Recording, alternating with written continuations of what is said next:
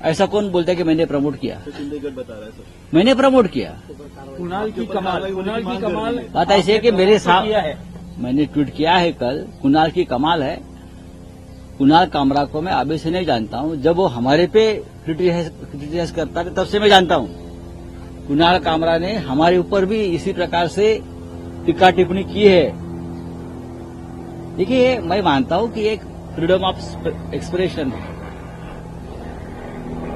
अगर व्यक्तिगत तौर पर टीका नहीं की है तो टीका को स्वीकार करना चाहिए। व्यक्तिगत तौर पर, पर्सनल लेवल, अगर आप राजनीतिक किसी विचारधारा पर क्रिटिसाइज करते हो तो आपको स्वीकार करना चाहिए। यही देश का लोकतंत्र की एक हमारी ब्यूटी है।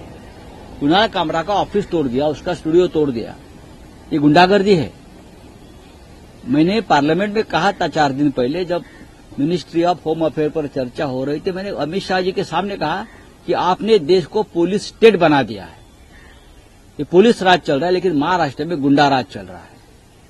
बीड से लेकर नागपुर, नागपुर से लेकर मुंबई, मुंबई के पुलिस कमिश्नर का तबादला होना चाहिए इस केस में। उनके होते हुए कैसा होता है ये? अब वो किसी को पकड़ लेंगे, ये करेंगे, वो करेंगे। मुख्यमंत्री ने कहा है जो दंगेखोर है नागपुर के, उनको छोड़ूंगा नहीं, और जो नुकसान हुआ है उसकी पूरी भरपाई दंगेखोरों से करेंगे। तो कल खार में जो स्टूडियो तोड़ा है कुणाल कामरा का, उसकी भरपाई कौन करेगा? बहुत ही कमजोर गृह मंत्री इस महाराष्ट्र को मिला है, बहुत कमजोर। वो ये गृह मंत्रालय नहीं चला पा रहा है। कहीं न कहीं दंगे होते हैं, इस प्रकार की गुंडागर्दी चल रही है, उनके कंट्रोल में नहीं रहा है देवेंद्र जी के।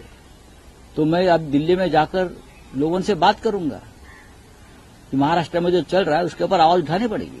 बोलिए। राउत साहब, जिस तरह से सोशल मीडिया पे जिस तरह कॉमेडियन अपनी कला पेश कर रहे हैं, आपको लग रहा है कि ये कला है और इस पे सेंसरशिप लानी चाहिए? क्योंकि आज कुणाल कामरा है, इससे पहले समय रैना थे, रणवीर थे। देखिए, अगर अपनी मर्यादा में कोई ये काम करता है, अपनी मर्यादा में, तो उसको क्यों आप कंट्रोल करना का जरूरत है? कुणाल कामरा के पॉडकास्ट मैंने देखे हैं, आप जिनके नाम लिए हैं वो भी मैं देखता हूं। अगर किसी के आप पर्सनल अटैक किसी के ऊपर नहीं कर रहे हो तो मैं नहीं मानता हूं कि कोई गलत बात आप कर रहे हो।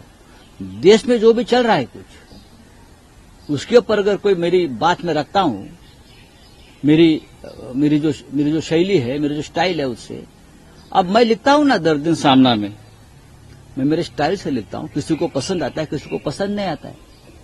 जिसको पसंद नहीं आता है वो मेरे पर क्रिटिसाइज करते हैं, वो मैं एक्सेप्ट करता हूं। अगर उससे भी किसी को दर्द होता है तो मेरे खिलाफ कोर्ट में जाते हैं, वो भी मैं एक्सेप्ट करता हूं और कोर्ट में जाकर मेरी लड़ाई लड़ता हूं।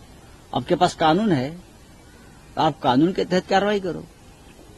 आप कानून हाथ में लेकर इस प्रकार से लोगों को मारपीट नहीं कर सकते। क्या राउत साहब शिवसेना यूबीटी इस वक्त कुणाल कामरा के साथ है? जो भी पॉडकास्टर्स है और उनको इस प्रकार से दहशत में रखा गया है, उनके साथ हम हैं, हम रहेंगे। क्यों नहीं रहेंगे? लोकतंत्र है, सबका अधिकार है बोलने का।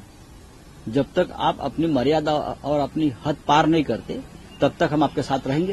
नहीं, लेकिन आपको नहीं लगता कि ओटीटी हो या सोशल मीडिया, कुछ सेंसरशिप की जरूरत है? बात ऐसी है, कुणाल कामरा ने क्या गलत कहा है मुझे बताइए, जो पहले भी बार बार हम लोग कह चुके हैं।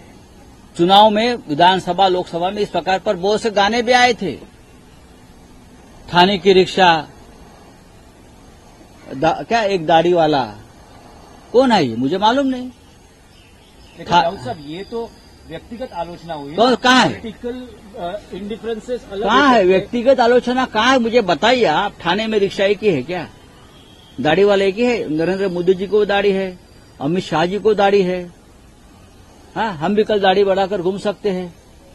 बाला साहब ठाकरे साहब को दाढ़ी थी। क्या है? आप इतना पर्सनल क्यों लेते हो? आप कौन हो भाई?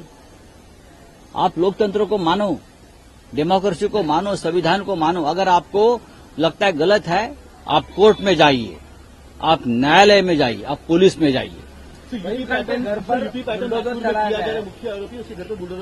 देखिए, बुलडोजर चलाना है तो सभी जात और धर्मों के दंगेखोर जो है उनके ऊपर बुलडोजर चलाओ। एक धर्म के ऊपर दंगा किसने भड़काया? दंगा भड़काने वाले आपके कैबिनेट में बैठे हैं। औरंगजेब की कब्र उखाड़ने की बात करने वाले और लोगों को दंगे के लिए एनकरेज करने वाले जो लोग हैं वो आपके कैबिनेट में आज भी बैठे हैं।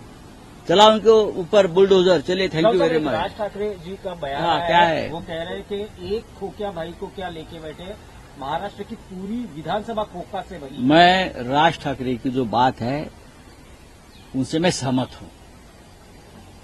जो सरकार बनी है ये ऐसे खोखिया भाई से बनी है। आज की जो सरकार है ये खोखिया भाई की सरकार है। आप देखिए ना कैसे कैसे लोग किस तरह से चुनकर आए हैं। दहशत, पैसा, होटल लिस्ट में गड़बड़ी, ईवीएम गड़बड़ी, ये सिर्फ खोखिया भाई कर सकते हैं। सीधे साधे जो लोग हैं चुनाव लड़ते हैं वो इस तरह से चुनाव न लड़ते हैं न जीतते हैं। तो मुख्यमंत्री से लेकर 2 उप मुख्यमंत्री और उनके साथ जो 200-300 लोग अब आए हैं वो सब खोखिया बाई के वारिस हैं। ये सब खोखिया बाई के बगल बच्चे हैं। तो राज ठाकरे जी ने बात सही कही है। राज ठाकरे भी एक व्यंग्य चित्रकार है, कार्टूनिस्ट है। तो उनकी जो सोच है वो सोच के मुताबिक ये उनका कहना मैं मानता हूं, खोखिया भाई वाली। वीके न्यूज, राष्ट्र के नाम।